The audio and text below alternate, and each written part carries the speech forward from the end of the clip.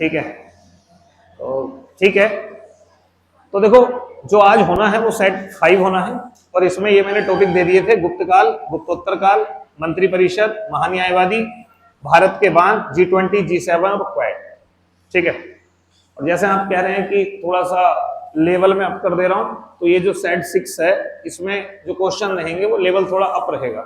Up का मतलब statement के द्वारा चीजें होंगी, और मतलब ऐसे मानो कि थोड़ा सा मॉडरेट टाइप के क्वेश्चन रहेंगे।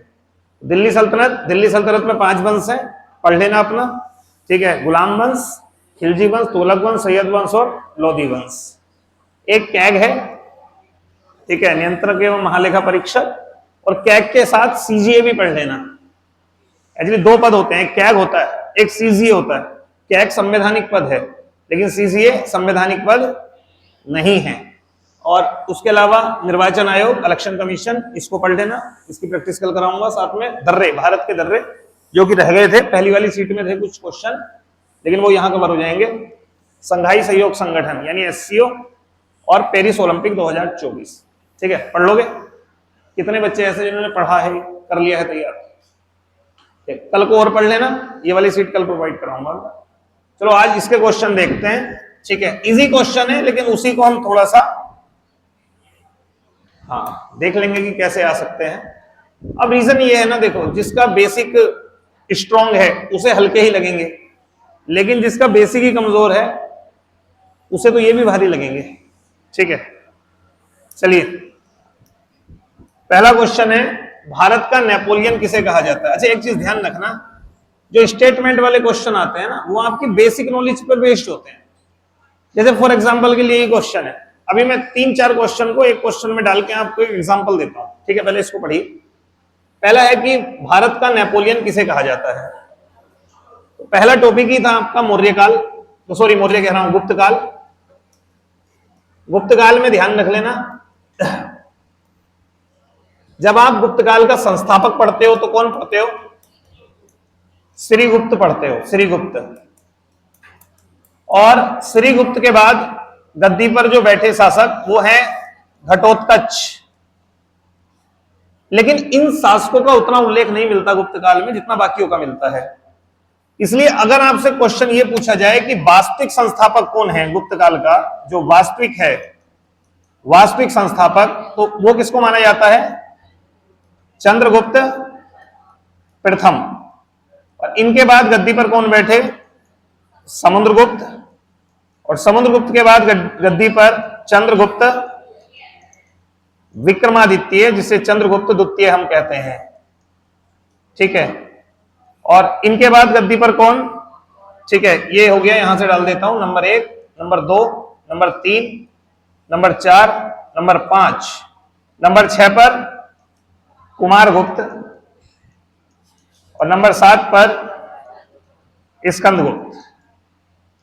लेकिन इसमें से जो पढ़ने वाले शासक हैं, जहां से क्वेश्चन बन जाते हैं, वो क्वेश्चन आपके चंद्रगुप्त प्रथम से लेकर के और स्कंदगुप्त तक लगभग खत्म हो जाते हैं। 99% क्वेश्चन, यानी 99% क्वेश्चन आपके जो बनेंगे वो चंद्रगुप्त प्रथम से, समुद्रगुप्त से, चंद्रगुप्त विक्रमादित्य से, कुमारगुप्त से और स्कंदगुप्त से बनेंगे। क्लियर है? ध्यान रखना है बात।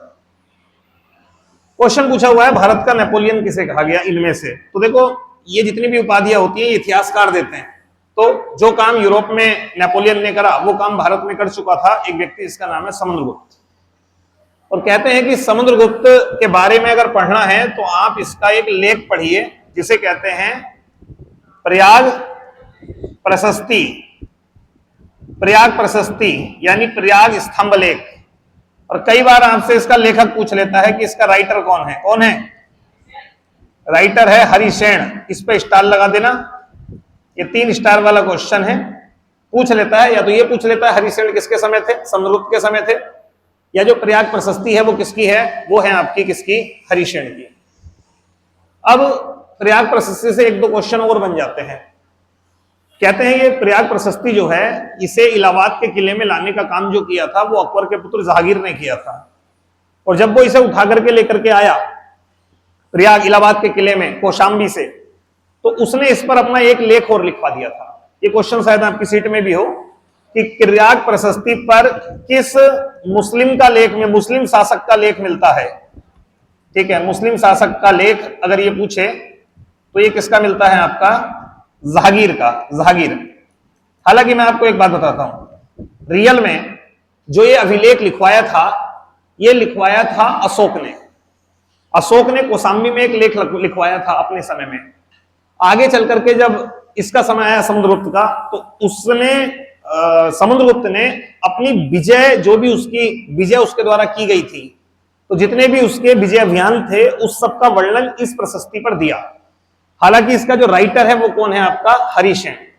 तो प्रयाग प्रशस्ति पे अशोक का लेख भी है जिसमें उसकी एक प्रिय पत्नी कारुवाकी की जानकारी मिलती है, लेकिन उससे आगे जो वर्णन है वो किसका वर्णन है, उसमें समुद्रगुप्त का वर्णन है। और इसमें बताया गया कि कैसे समुद्रगुप्त ने उत्तर भारत के राज्यों को जीता, कैसे दक्षिण भारत के राज्यों को जीता, कैसे आठवीं राज्यों को जीता, और क्या क्या उसने करा, वो सब जानकारी किससे मिलती है, समुद्रगुप्त से मिलती है। यहां पर एक बात और ध्यान रखिएगा कि जो समुद्रगुप्त के ये विजय अभियान थे, इसमें इसने आर्यव्रत को जीता था। आपसे एक क्वेश्चन कई बार पूछ लेता है कि आर्यव्रत को जीतने वाला पहला शासक, आर्यव्रत को जीतने वाला पहला शासक, यानी उत्तर भारत में जितने भी राज्य थे उन सबको जीतने वाला पहला शासक जो था वो समुद्रगुप्त था। ये क्वेश्चन कई बार एग्जाम में पूछ लेता है कि आर्यव्रत को पहला शासक जिसने पूरी तरीके से जीता था वो कौन था, आपका समुद्रगुप्त। ये सब जानकारी किससे मिलती है, उसकी प्रयाग प्रशस्ति से मिलती है। तो इसमें दो लोगों के लेख हो गए, एक अशोक का हो गया और एक किसका हो गया, आपका समुद्रगुप्त का।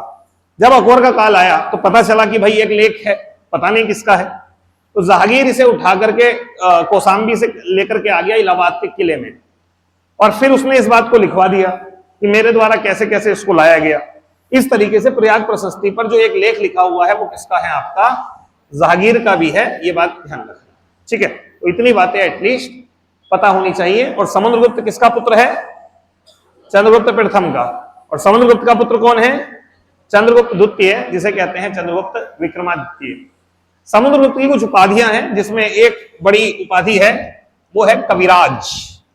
ये एग्जाम में पूछ भी लेता है कि कविराज किस गुप्त शासक ने उपाधि धारण करी थी, तो ये किसने धारण करी थी, समुद्रगुप्त ने।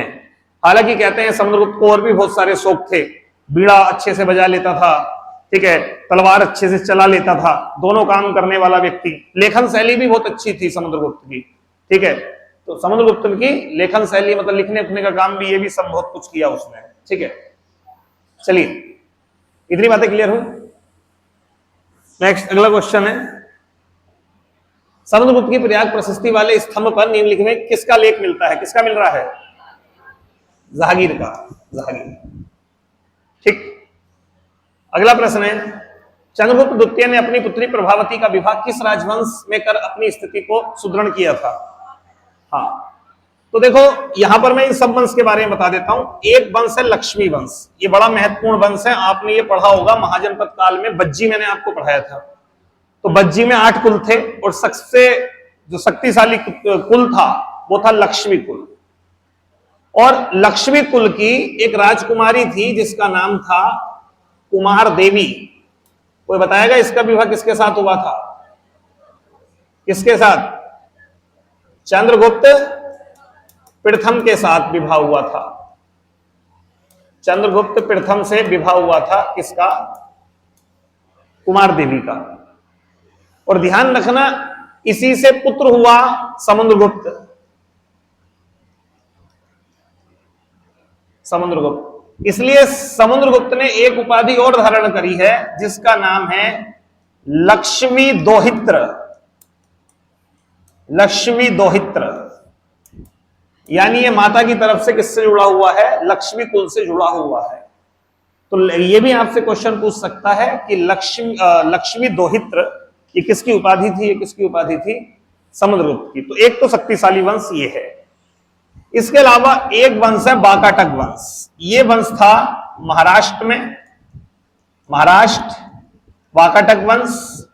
और बाकाटक वंश का जो एक प्रमुख शासक था उसका नाम था क्या, रुद्रसेन द्वितीय। और इसी रुद्रसेन द्वितीय से विवाह हुआ था किसका? प्रभावती का। प्रभावती का विवाह। अब ये प्रभावती कौन है पता है? ये है चंद्रगुप्त द्वितीय की पुत्री, यानी कुमारगुप्त की बहन। ये कुमारगुप्त की बहन है, ठीक है, कुमारगुप्त की बहन, कुमारगुप्त की बहन है, ध्यान रखिएगा।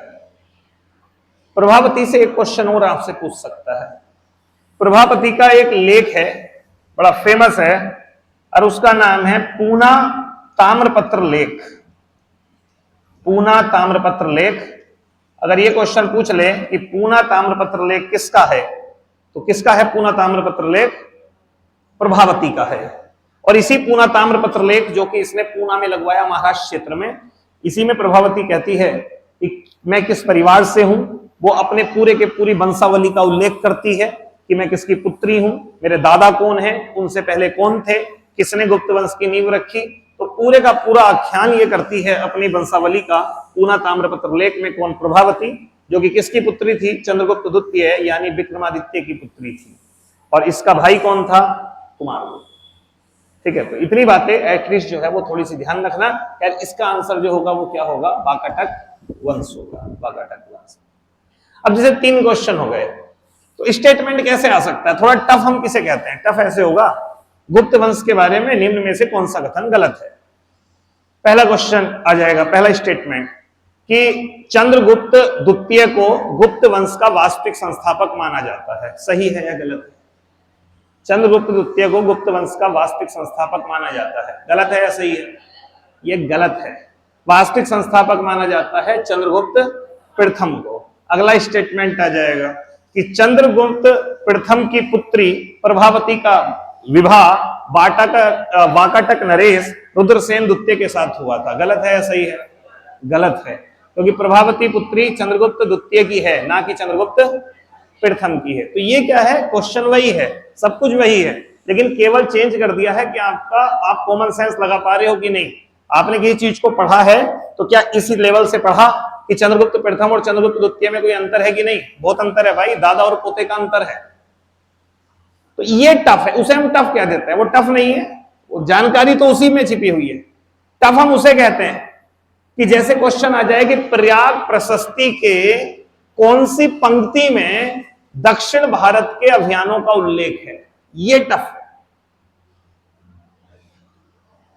ये टफ हो गया क्वेश्चन, क्योंकि रीजन है अब इसके लिए आपको पूरी प्रयाग प्रशस्ति पढ़नी पड़ेगी। ठीक है, तो वैसे क्वेश्चन है, और वैसे क्वेश्चन आपको एग्जाम में दिखाई देंगे तो 1 2 3 आ गए तो आ गए।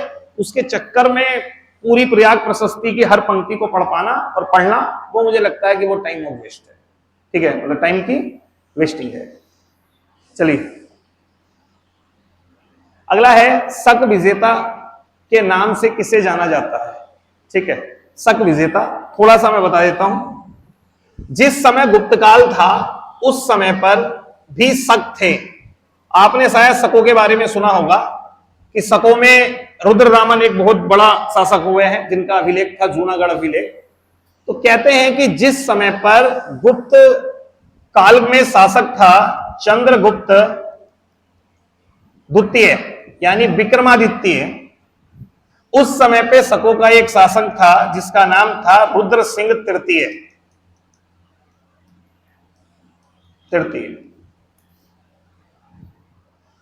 अब चंद्रगुप्त द्वितीय किसके पुत्र हैं? किसके हैं? समुद्रगुप्त के हैं। तो समुद्रगुप्त के ये चर्चा मिलती है कि 2 पुत्र थे, एक थे चंद्रगुप्त द्वितीय और एक का नाम था रामगुप्त। रामगुप्त ये बड़ा था, बड़ा पुत्र, और ये छोटा था। आपने एक पुस्तक पढ़ी होगी देवी चंद्रगुप्तम, पढ़ी है क्या? देवी चंद्रगुप्तम पढ़ी है? नहीं पढ़ी, मतलब पुस्तक के बारे में सुना है? किसकी है? किसकी? देवी चंद्रगुप्तम। देवी चंद्रगुप्तम ये पुस्तक है, गुप्त काल से ही जुड़ी हुई है। ये है विशाख दत्त की, विशाख दत्त की। देवी चंद्रगुप्त। क्या कहते हैं विशाखदत्त इसमें, क्या लिखते हैं देवी चंद्रगुप्तम में कि समुद्रगुप्त के बाद जब गद्दी पर रामगुप्त बैठा तो कहते हैं रामगुप्त की एक पत्नी थी जिसका नाम था ध्रुव देवी। ये पत्नी थी, बड़ी सुंदर थी और चर्चा थी, सुंदरता की चर्चा थी चारों तरफ। तो कहते हैं उस समय पर शकों के शासक थे जिसका नाम था रुद्र सिंह तृतीय। तो रुद्र सिंह तृतीय को शायद मोह आ गया होगा ध्रुव देवी पर, तो रुद्र सिंह तृतीय ने मांग करी रामगुप्त से ध्रुव देवी की, शायद वैवाहिक विच्छेद करने के बाद ये विवाह करना चाहता हो। तो इसने मांग करी, बोला कि अगर नहीं हो पाई तो ऐसे में हम जो है वो आक्रामक स्थिति में आकर के लड़ाई लड़ेंगे। तो कहते हैं कि रामगुप्त शायद इस समझौते से राजी हो गया था, वो इस ध्रुव देवी का विवाह शायद रुद्र सिंह तृतीय से कराने के लिए तैयार हो गया था। तब ऐसे में ये बात पता चली छोटे भाई को जिसका नाम था चंद्रगुप्त द्वितीय, जिसने विक्रमादित्य जिसे कहा गया।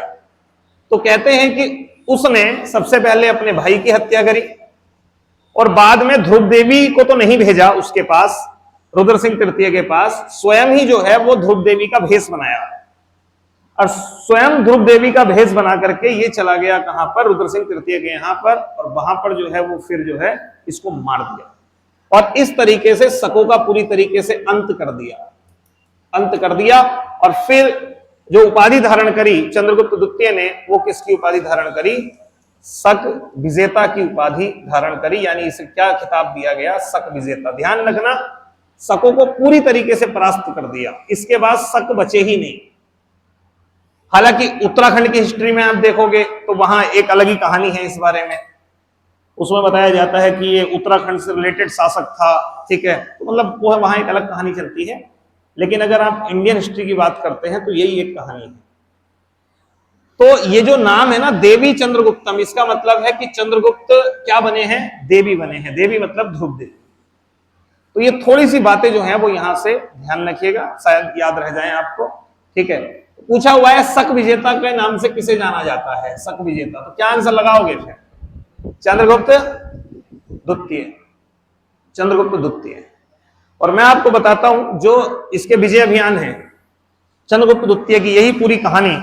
कहते हैं शकों को हराने के बाद इसने मेहरौली में एक लोह स्तंभ लगवाया। मेहरौली लोह स्तंभ, मेहरौली लोह स्तंभ। ये क्वेश्चन आपसे पूछ भी सकता है। मेहरौली कहां हो गया? दिल्ली में। जब आप कुतुब मीनार जाएंगे तो वहां पर पास में कुब्बतुल इस्लाम मस्जिद है और वहां लोहे का जो है एक लोह स्तंभ लगा हुआ है। कहते हैं कि वो जो है वो चंद्रगुप्त विक्रमादित्य के विजय अभियानों का वर्णन कर रहा है। उसे लगवाया था चंद्रगुप्त विक्रमादित्य ने शकों को पराजित करने के बाद में, यानी रुद्र सिंह तृतीय का वध करने के बाद में लगवाया था। और एक रोचक बात यह है कि पहली बार इतिहास में औपचारिक रूप से चांदी का सिक्का चलाया गया, वो भी इसी घटना में चलाया गया था। कहते हैं कि चंद्रगुप्त विक्रमादित्य ने शकों को पूरी तरीके से पराजित करके चांदी का सिक्का जारी किया था ऑफिशियली, औपचारिक तौर पर। इसलिए चांदी का सिक्का भारत में सबसे पहली बार चलाने का श्रेय भी जो दिया जाता है वो भी इसी व्यक्ति को दिया जाता है। तो केवल ये काम नहीं, इसके अलावा चांदी का सिक्का भी चलाया था, चांदी का सिक्का। तो आपसे मैंने शुरू में बात करी थी पहली क्लास में, शायद 1-2 क्लास पहले, अगर ये क्वेश्चन पूछे कि चांदी का सिक्का सबसे पहले किसने चलाया, तो वहां पर भी नाम गुप्त आते हैं। सोने का सिक्का सबसे पहले हिंद यवनों ने चलाया था, लेकिन चांदी का सिक्का चलाने वाले पहले कौन थे? सबसे पहले कौन थे? आपके गुप्त थे। और गुप्तों में भी कौन? चंद्रगुप्त विक्रमादित्य, यानी चंद्रगुप्त द्वितीय। ठीक है, चलिए, ये इतना समझ में आई बात, थोड़ी बहुत याद रहेगी। कुछ इंपॉर्टेंट पॉइंट यहां से हो गए। अब देखो, इतनी बातें जब मैंने डिस्कस करी है ना, तो इससे आपके जो मॉडरेट क्वेश्चन है वो यहीं से बन जाएंगे कि चंद्रगुप्त द्वितीय के बारे में निम्न कथनों में कौन सा कथन सही नहीं है। स्टेटमेंट पहला बन के आ जाएगा कि चंद्रगुप्त द्वितीय शकों को अंतिम रूप से परास्त करने वाला शासक था। अगला क्वेश्चन आ जाएगा कि चंद्रगुप्त द्वितीय को शक विजेता के नाम से भी जाना जाता है। अगला क्वेश्चन आ जाएगा कि चंद्रगुप्त द्वितीय के विजय अभियानों का वर्णन प्रयाग प्रशस्ति द्वारा दिया जाता है। सही है कि गलत है? गलत है, क्योंकि वो चंद्रगुप्त द्वितीय का वर्णन नहीं करती, वो करती है इसके पिता समुद्रगुप्त का विजय अभियानों का वर्णन। वो उस तरीके के क्वेश्चन को आप इस तरीके से हैंडल कर लेना। अगला क्वेश्चन है, प्रसिद्ध चीनी यात्री फाइयान किसके शासनकाल में भारत की यात्रा करी थी? तो ये भी चंद्रगुप्त द्वितीय के समय ही आया है, फाइयान। ठीक है, लगभग 399 से 414 ईस्वी तक भारत में रहा। हाँ, कोई क्वेश्चन? हाँ, सकारी यानी शक विजेता, शकों का अंत करने वाला सकारी। ये जो शक विजेता है इसे ही कहा गया है, ये जो शक विजेता है मतलब सकारी। आपसे क्वेश्चन पूछा जाए कि सकारी की उपाधि किसने धारण करी थी, तो वो भी इसी ने करी थी। सकारी का मतलब ये शक विजेता। ठीक है। हाँ, क्वेश्चन क्या है? फाइयान। देखो, दो चीनी यात्री बड़े फेमस हैं, हालांकि हैं तो तीन। फाइयान है, ह्वेनसांग है, इसिंग है, लेकिन ज्यादातर आपसे जो पूछता है वो फाइयान और ह्वेनसांग पूछता है। फाइयान जो आया था वो आया था चंद्रगुप्त द्वितीय यानी विक्रमादित्य के समय पे। बात लगभग 399 से लेकर के 414 ईस्वी तक की है। इस बीच ये भारत में आया। और कहते हैं कि फाइयान ने एक पुस्तक लिखी, चीनी यात्री था भाई, ध्यान रखना। और इसने एक पुस्तक भी लिखी है जिसका नाम है फो क्यो की। फो क्यो की, फो क्यो की। ठीक है, फो क्यो की, तो ये पुस्तक पूछ सकता है। इसके अलावा एक नाम और याद रखिएगा, ह्वेनसांग। ह्वेनसांग आया था हर्ष के समय। हर्ष गुप्तोत्तर काल का एक शासक हुआ है, हर्ष। और इसकी एक पुस्तक हुई है जिसका नाम है सीयू की। सीयू की, सीयू की। तो अगर ये पूछा जाए कि सीयू की किसकी पुस्तक है, तो ये ह्वेनसांग की है। और अगर ये पूछा जाए फोक्यो की किसकी पुस्तक है, तो ये किसकी है? फाइयान की है, फाइयान। ठीक है। नालंदा विश्वविद्यालय के संस्थापक, देखो दो ही ज्यादातर पूछता है। ये किसने बनवाया था नालंदा विश्वविद्यालय? कुमारगुप्त ने। ठीक है, नालंदा विश्वविद्यालय। एक धर्मपाल के बारे में भी पूछ लेता है, जो कि पाल वंश का था, धर्मपाल। और इसने जो नींव रखी थी वो किसकी रखी थी? विक्रमशिला विश्वविद्यालय की। विक्रमशिला विश्वविद्यालय, विश्वविद्यालय। ये दो बिहार की प्रमुख यूनिवर्सिटी रही, प्रमुख विश्वविद्यालय रहे। एक विक्रमशिला विश्वविद्यालय, ये धर्मपाल ने बनवाया था। और एक कुमारगुप्त ने जो है ये बनवाया था नालंदा विश्वविद्यालय। नालंदा विश्वविद्यालय, ठीक है, नालंदा विश्वविद्यालय। और आपको पता है इस नालंदा विश्वविद्यालय में अध्ययन आकर के एक यात्री ने किया था आगे चल करके, वो कौन था? किसने पढ़ाई करी थी इसमें? ह्वेनसांग। ह्वेनसांग ने इसमें अध्ययन किया था। ठीक है, अध्ययन किया था। जब आगे चल के आया उसे पता चला कि नालंदा विश्वविद्यालय बौद्ध धर्म का प्रमुख केंद्र है और यहां मुझे बुद्ध से रिलेटेड बहुत जानकारी मिल सकती है। तब वो रहा, उसने जाना और बहुत सारी चीजें यहां हुई। नेक्स्ट, अगला क्वेश्चन है, गधैया क्या था? गधैया एक सिक्का था। ठीक है, और बेसिकली ये सिक्का तो ज्यादातर चांदी का ही था जो चला, लेकिन ये चला है गुप्त से गुप्तोत्तर काल के बीच। और इसका जो प्रचलन था वो ज्यादातर राजस्थान और गुजरात की साइड था, गधैया। ये क्वेश्चन अभी पीछे किसी हाल ही में एग्जाम में पूछा था, इसलिए डाला है। कहीं ऐसा ना हो कि विभिन्न आयोग द्वारा इसको थोड़ा सा घुमा दिया जाए क्वेश्चन को कि हाँ भाई गधैया क्या था। ठीक है, अब बहुत सारे लोग ये सोच सकते हैं दिमाग लगा के कि यार कोई कर रहा होगा, शायद गधे से लोग व्यापार करते होंगे, तो इसलिए हो सकता है कि व्यापार पर एक टैक्स लग जाता होगा जिसे गधैया कहा जाता होगा। ठीक है, तो लॉजिक तो एग्जाम में ऐसे ही लगाए जाते हैं, लेकिन ऐसे लॉजिक मत लगाना। ठीक है, सती प्रथा का प्रथम अभिलेखीय साक्ष्य, 3 स्टार लगा देना इस पर, 3 स्टार। ठीक है, कौन सा है? एरण अभिलेख। कहां का? एरण कहां पर है? एमपी। अच्छा, यहां से क्वेश्चन पूछ सकता है किस शासक का है? भानुगुप्त। भानुगुप्त का, भानुगुप्त। कौन सा मित्र भानुगुप्त का? भानुगुप्त का मित्र गोपराज। एक्चुअली क्या कहानी है बता दूं, अगर आपसे क्वेश्चन पूछे कि सती प्रथा के अभिलेखीय साक्ष्य किस काल से मिलते हैं, देखो सती प्रथा शायद पहले भी चल रही हो, शायद उत्तर वैदिक काल में, ऋग्वैदिक काल में शायद सती प्रथा रही हो, लेकिन स्पष्ट प्रमाण नहीं है। हो सकता है मौर्य काल में भी हो, स्पष्ट प्रमाण नहीं है, अनुमान है, कब्रों के आधार पर और आधार पर यह अनुमान दे दिया जाता है। लेकिन पहला लिखा हुआ वर्णन जो मिल रहा है आपको, वो मिल रहा है गुप्त काल का। ये जो अभिलेखीय साक्ष्य है ये जुड़ा हुआ है गुप्त काल से।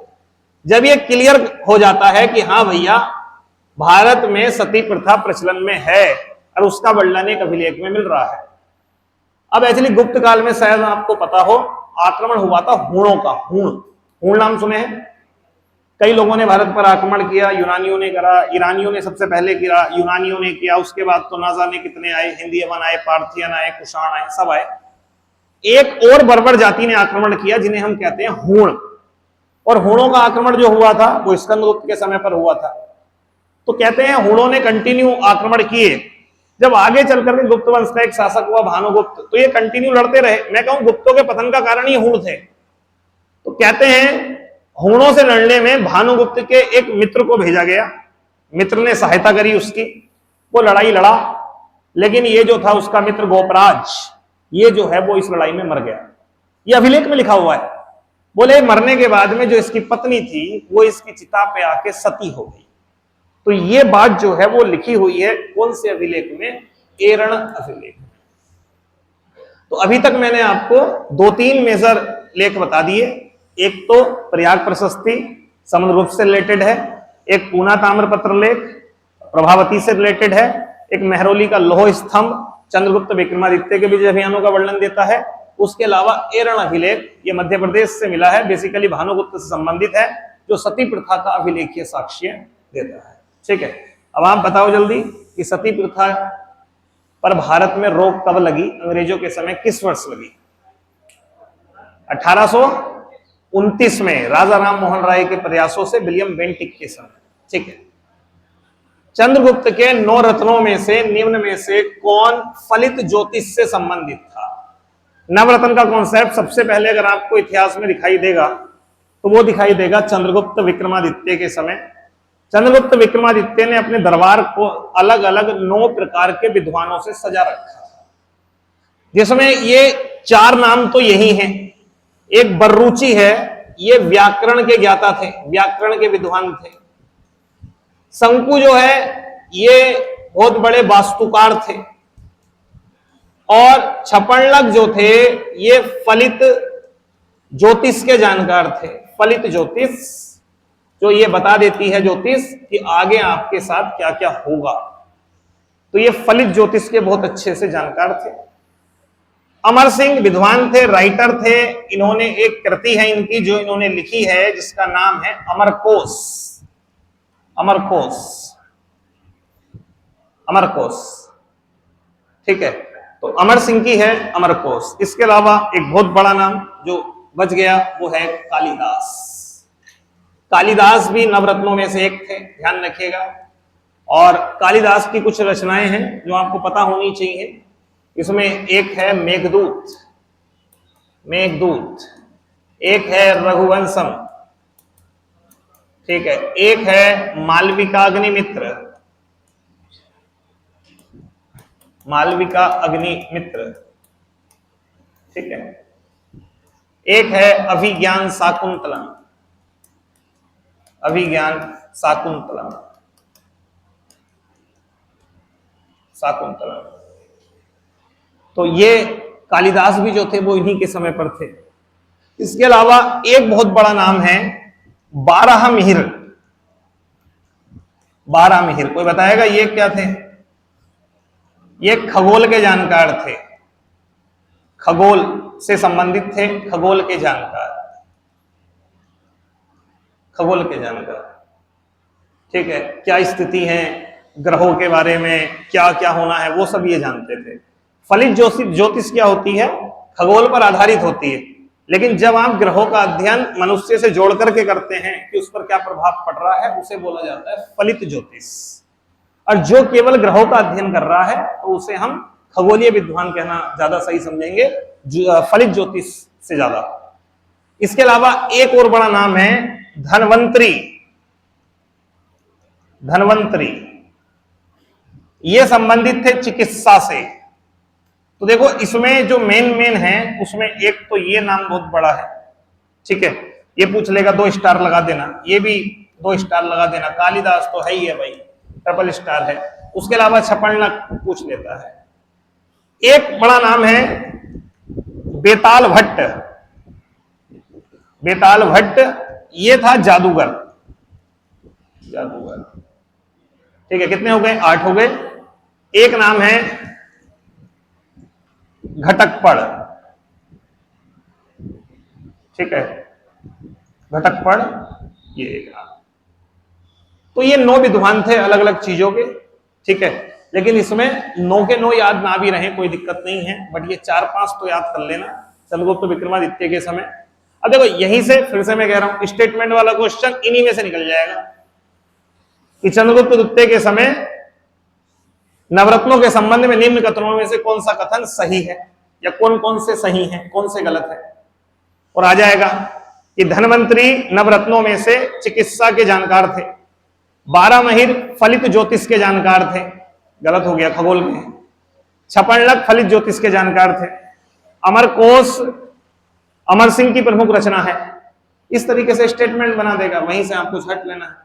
हालांकि हमेशा ध्यान रखना, जिस क्वेश्चन को आप कहते हैं कि स्टेटमेंट वाला पूछा हुआ है, मेरा मानना है कि वो ऐसे क्वेश्चनों से इजी होते हैं, क्योंकि उसमें एक स्टेटमेंट का आंसर आपको समझ में आया नहीं कि आपने एलिमिनेट करके सही आंसर निकाल दिया। जैसे आपको पता चल गया पहला गलत है, तो आपने पहला जिसमें है उसको काट दिया और डी ऑप्शन जो है वो लगा दिया। तो ऐसा जो ट्रेंड है वो आपके लिए हमेशा पॉजिटिव है, ध्यान रखना, ठीक है। अगला है निम्न में से कौन सा सुमेलित है? मृच्छकटिकम, शूद्रक की मृच्छकटिकम, ये सही है। ये पुस्तक याद कर लेना, महत्वपूर्ण पुस्तक है, 3 स्टार लगा देना इस पे। बुध चरित्र ये मैं आपको पढ़ा चुका हूं, ये वसुबंधु की नहीं है, बल्कि ये किसकी है? ये किसकी है? अश्वघोष। अश्वघोष कनिष्क के समय थे, ये भी मैंने आपको पिछली क्लास में डिस्कस किया था। अश्वघोष, नागार्जुन और चरक ये कनिष्क के समय थे। तो ये पुस्तक अश्वघोष की है, बुधचरित। इनकी एक पुस्तक और है जिसका नाम है सौंदरानंद। इसका नाम है सौंदरानंद। अगला है मुद्रा राक्षस। मुद्रा राक्षस तो मैं शायद पता हो आपको, विशाख दत्त की है, ये भी बड़ी फेमस पुस्तक है, ठीक है, इसमें भी 3 स्टार लगा देना। अगला है हर्षचरित्र, ये किसकी है? बाणभट्ट की। बाणभट्ट की एक अन्य पुस्तक और है, याद रखना, जिसका नाम है कादंबरी। कादंबरी। तो बाणभट्ट की 2 पुस्तकें, एक हर्षचरित्र और एक कादंबरी, ये दोनों इंपॉर्टेंट है। बाणभट्ट हर्ष के समय थे, गुप्तोत्तर काल में एक प्रमुख शासक रहे जो थानेश्वर और कन्नौज के शासक बने, उनका नाम था हर्ष। हर्ष के समय थे बाणभट्ट, और बाणभट्ट की 2 पुस्तकें, एक कादंबरी और एक हर्षचरित्र। तो इस स्टेटमेंट में ये वाला भी सही है, यानी आंसर होगा पहला, तीसरा, चौथा। अब ऐसे पूछ लिया या सीधा पूछ लेते बुद्ध चरित्र के रचनाकार कौन है, लेकिन इस क्वेश्चन में एग्जामिनर आपसे ये अपेक्षा कर रहा है कि आपको एटलीस्ट चारों का पता हो। एक क्वेश्चन में वो एक का फर्क पाता आपको, अब इसमें चारों का पता होना चाहिए। मान लीजिए धोखे से ऐसा हो जाए कि आपको दूसरा नहीं पता कोई, तो यहां पे ऑप्शन में खेल हो जाएगा आपके साथ, ठीक है, तो ध्यान रखना। देखो एलिमिनेट कई बार कैसे हो जाते हैं, जैसे मान लो दूसरा वाला गलत है तो सही पूछा हुआ है, तो देखो इसमें दूसरा आ गया, ये ऑप्शन नहीं होगा। इसमें दूसरा आ गया, ये ऑप्शन नहीं होगा। अब ऑप्शन होगा या तो सी या तो बी। इसमें कॉमन क्या है? पहला चौथा कॉमन है, पहला चौथा कॉमन है। अब आंसर निकालने के लिए आपको एटलीस्ट पता होना चाहिए तीसरा कैसा है। अब तीसरा जो है वो है मुद्रा राक्षस। अगर ये पता है सही है तो बात बन गई, और नहीं पता तब भी ऐसा क्वेश्चन छोड़ना नहीं है, क्योंकि 2 हैं, 2 में से संभावना सही होने की 50% है, 4 में तो 25% है। तो यहां पर रिस्क आप ले सकते हो कि ठीक है यार क्लियर नहीं है, चलो देख लेते हैं, तो आपने कोशिश करा के लगा दिया। इसकी संभावना फिर भी कम होगी, लेकिन ऐसा क्वेश्चन छोड़ना थोड़ा सा गलत हो जाता है, क्योंकि दो तो आपने गलत कर ही दिए ना, तो दो ही है ऑप्शन। और अगर आप एक सिक्का 10 बार उछालें तो भी उसमें हेड और टेल आने की संभावना 5-5 बार की होती है। ठीक है, अगला है वर्धन राजवंश की स्थापना किसने करी? तो देखो, गुप्तों के बाद क्या हुआ, अनेक वंश स्थापित हुए, अनेक वंश। इसमें एक वंश बड़ा फेमस रहा जिसका नाम था वर्धन वंश। यहां से क्वेश्चन आ सकता है, वर्धन वंश, इनकी राजधानी थी थानेश्वर, हरियाणा वाले क्षेत्र में। एक थे मौखरी वंश, इनका मेन केंद्र था कन्नौज। एक था मैत्रक वंश, वो था बल्लभी। एक था गोड़ वंश, ये था बंगाल। बल्लभी कहां पर है? ये है गुजरात। बड़ा फेमस विश्वविद्यालय रहा है बल्लभी विश्वविद्यालय, गुजरात में बल्लभी। एटलीस्ट ये 4 वंश और भी थे, लेकिन ये 4 वंश वाला ये क्वेश्चन आपका एग्जाम में आ जाएगा। एक साइड इधर ए आएगा, इधर बी आएगा, और आपसे मिलान करवा देगा गुप्तोत्तर काल में कौन कौन से वंश कहां कहां स्थापित हुए। तो हरियाणा के थानेश्वर वाले क्षेत्र में जो वंश स्थापित हुआ वो था वर्धन वंश, कन्नौज में मौखरी वंश, बल्लभी में मैत्रक वंश और बंगाल में गौड़ वंश। इसमें सबसे इंपॉर्टेंट जो वंश रहा है वो रहा है वर्धन वंश। वर्धन वंश का जो संस्थापक था उसका नाम था पुष्यभूति, और इसलिए पुष्यभूति के कारण से इस वंश को पुष्यभूति वंश भी कहते हैं। यानी ध्यान रखना, वर्धन राजवंश का एक और नाम है और इसे पुष्यभूति वंश भी कहते हैं, क्योंकि संस्थापक कौन है? पुष्यभूति इसका संस्थापक है, इसलिए इसे पुष्यभूति वंश भी कहा जाता है। और इसी का एक प्रमुख शासक हुए जिनका नाम था प्रभाकर वर्धन। प्रभाकर वर्धन के 2 पुत्र थे और एक पुत्री। पुत्र का नाम एक का राज्यवर्धन, एक का हर्षवर्धन और एक का राजश्री।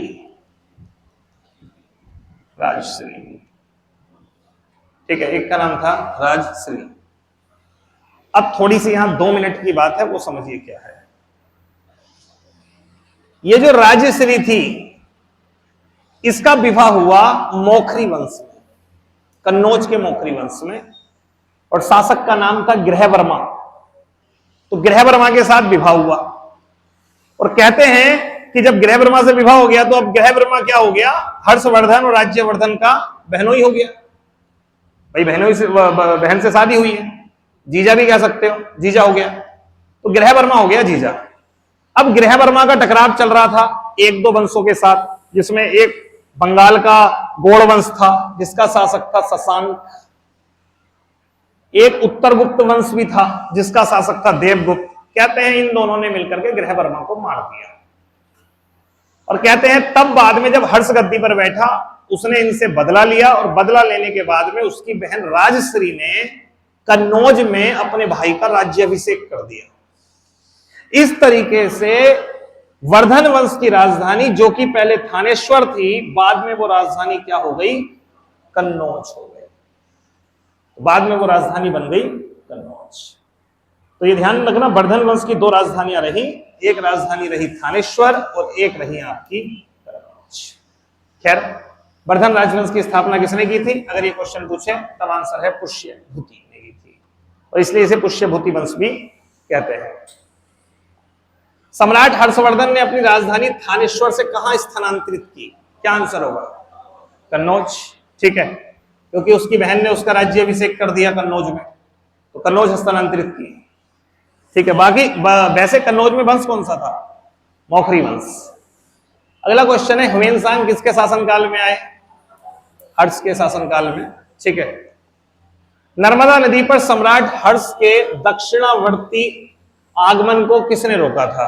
अब ये बड़ी एक बात है। देखो, हर्ष ने सब कुछ जीत लिया, पूरा उत्तर भारत जीत लिया, तो हर्ष ने सोचा कि क्यों ना मैं दक्षिण में भी चलूं। तो हर्ष ने कोशिश करी दक्षिण भारत में पहुंचने की, नर्मदा नदी को पार करने की।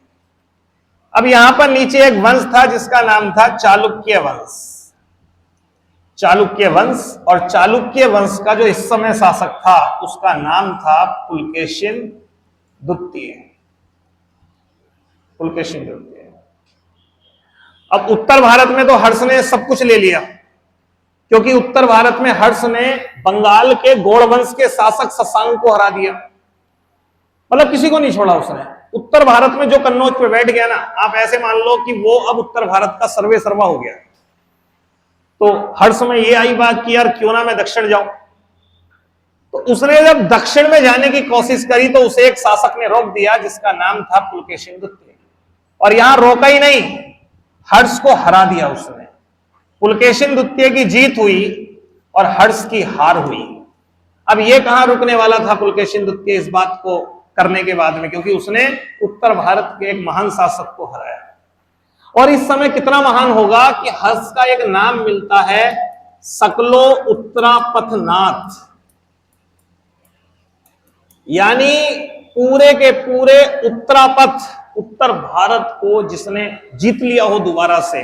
जो काम पहले गुप्त काल में समुद्रगुप्त ने कर दिया, उन महान शासकों ने करा, दोबारा वो गुप्तोत्तर काल में काम करा है हर्ष ने। तो हर्ष का एक उपाधि थी हर्ष की, सकलो उत्तरापथनाथ। पुलकेशिन द्वितीय ने हराया तो छोड़ेगा तो नहीं पुलकेशिन द्वितीय, बेइज्जती में कुछ तो लिखवाएगा, उसकी बेइज्जती, हर्ष की बेइज्जती करने में कुछ तो लिखेगा। तब ऐसे में पुलकेशिन द्वितीय ने एक अभिलेख लिखवाया जिसका नाम है ऐहोल अभिलेख। ऐहोल अभिलेख। और इसके जो राइटर हैं, लेखक हैं, वो हैं रवि कीर्ति। रवि कीर्ति इसके राइटर हैं, रवि कीर्ति। ठीक है, तो आपसे यहां से ऐहोल अभिलेख से क्वेश्चन पूछ सकता है कि इसके लेखक कौन है? रवि कीर्ति है। तो इसके लेखक हैं रवि कीर्ति, और जो शासक है जिसने हराया है वो है पुलकेशिन द्वितीय। क्वेश्चन पूछेगा ऐहोल अभिलेख किसका है? पुलकेशिन द्वितीय का। ऐहोल अभिलेख में किस शासक के परास्त होने की बात लिखी गई है? हर्ष के। किस शासक के विजय अभियान का वर्णन है? पुलकेशिन द्वितीय के। उसका राइटर कौन है? रवि कीर्ति है। ठीक है, तो खैर इसका आंसर क्या होगा? पुलकेशिन द्वितीय। और इसी वाले लेख में हमें पता भी नहीं चलता कि हर्ष की ये उपाधि थी। हर्ष की इस उपाधि की जानकारी इसी में मिलती है कि सकलो उत्तरापथनाथ ने नर्मदा नदी को पार करके आक्रमण करने की कोशिश करी और पुलकेशिन द्वितीय ने उसको परास्त किया। तो ये क्वेश्चन अभी पीछे आया था, ये तब से चर्चा में आ गया जब से ये उत्तराखंड के एक एग्जाम में ये पूछा गया था कि सकलो उत्तरापथनाथ किसकी उपाधि थी। ठीक है, देखो आसपास के अगर आप आयोगों को देखो, सबसे पहले अपने को यूपीएससी ट्रेंड पे अपडेट करने वाला जो पहला आयोग है जबरदस्त तरीके से, वो है आपका उत्तराखंड, मतलब UK triple SC. UK triple SC का अगर आपने समूह ग का, या मैं मान लो नॉर्मल पेपर कोई सी और डी का अगर आपने देख लिया, और एक तरफ मैं आपको यूपीएससी का पेपर दे दूं, एक साइड वो दे दूं, तो आप शायद यूपीएससी को हल्का बता जाओ। तो ये हल्का है, ये टफ है। उस लेवल तक उसने अपने को अपडेट किया, और ऐसा ही काम अब आपका कर रहा है यहां पर यूपी ट्रिपल एससी। अब देखो अभी जो पेपर हुआ है, अभी जो होके आया उसमें क्वेश्चंस का लेवल आपने देखा, स्टेटमेंट आ गए, कूट आ गए, और ये पहले से मैं चीखता हुआ आ रहा हूं।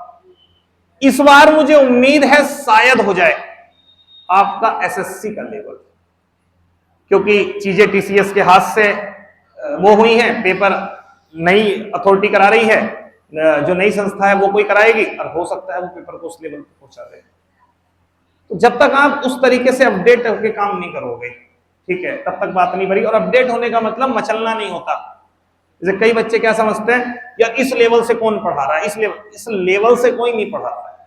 नॉलेज वही है, किताबें वही हैं, सब कुछ वही है, क्वेश्चन पूछने का तरीका आपको समझ में आना चाहिए। ठीक है, और मैं तो आपको बता दूं कि जो स्टेटमेंट वाले क्वेश्चन होते हैं, कूट वाले, नियम में से कौन से सही हैं, अगर इसकी आप प्रैक्टिस कर लो ऐसे क्वेश्चंस की, तो बिना पढ़े भी आप आंसर लगा लोगे।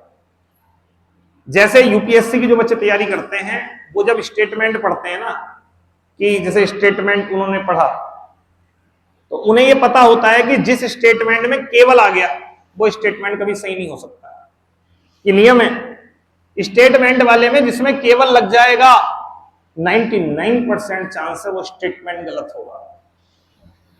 दूसरा, जिस स्टेटमेंट में कुछ हद तक जो गड़बड़ होती है ज्यादातर स्टेटमेंट में, जहां पर दो चीजें वो आपस में रिलेट करके पूछ रहा है, जैसे आपको स्टेटमेंट दे रहा है कि गुप्तोत्तर काल में वर्धन वंश की राजधानी थानेश्वर और मौखरी वंश की राजधानी ये थी, वो ध्यान रखना, वो यही राजधानी में गड़बड़ करेगा। मतलब स्टेटमेंट में ऐसी जगह पे गड़बड़ की जाती है, तो जो पढ़ रहा है उसको पता है कि ऐसी जगह पे आयोग गड़बड़ करता है, वो इसको गलत ही मान लेगा, यार इसने कभी होगी गड़बड़। ठीक है, तो प्रैक्टिस का ये खेल होता है, ना पढ़े होके भी लोग तुक्का लगा लेते हैं, मुझे पता था यहां गलती करेगा, इसलिए मैंने इसको गलत मान लिया और इसको सही मान लिया। ठीक है, जैसे ये जो आयोग है ना अपने स्टेट लेवल के, ये फैक्चुअल डाटा में गलती करते हैं। अगर ये कह रहे हैं ना बजट में इस योजना के लिए इतने खर्च की बात की, गलत है, नहीं होगी, गलत मान लो उसे, ज्यादातर चांस है वो गलत होगा, ये फैक्चुअल डाटा में बहुत गड़बड़ करते हैं। ठीक है, चलिए, निम्न में से किस नाटक की रचना हर्षवर्धन द्वारा की गई थी? देखो, हर्ष ने 3 रचनाएं लिखी हैं प्रमुख, एक नागानंद है, एक रत्नावली है और एक प्रियदर्शिका है। नागानंद, रत्नावली और प्रियदर्शिका, ये 3। और हर्ष के समय जो विद्वान है वो है बाणभट्ट। बाणभट्ट जी 2 रचनाएं प्रमुख हैं, एक मैंने अभी बताई थी आपको, एक है कादंबरी और एक है हर्षचरित। हर्षचरित,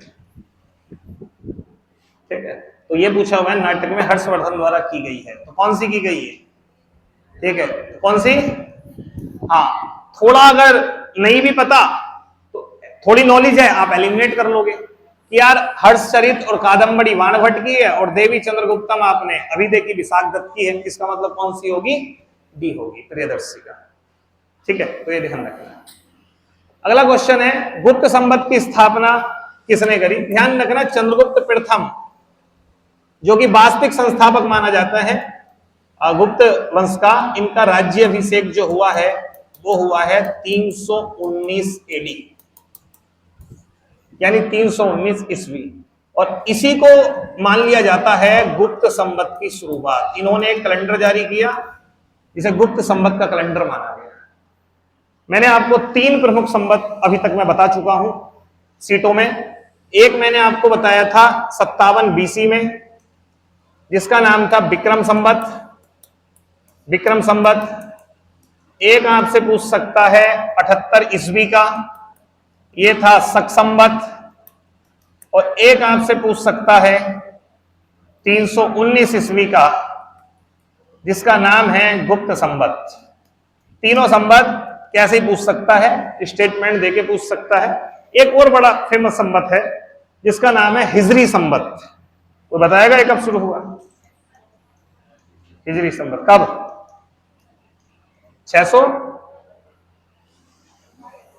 622।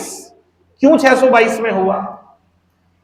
622 ईस्वी में क्यों माना जाता है? क्योंकि मोहम्मद साहब मक्का से मदीना गए थे, उनकी इस घटना को हज कहा गया और हज की पहली शुरुआत से हिजरी संवत बन गया। तो ये है 322 ईस्वी।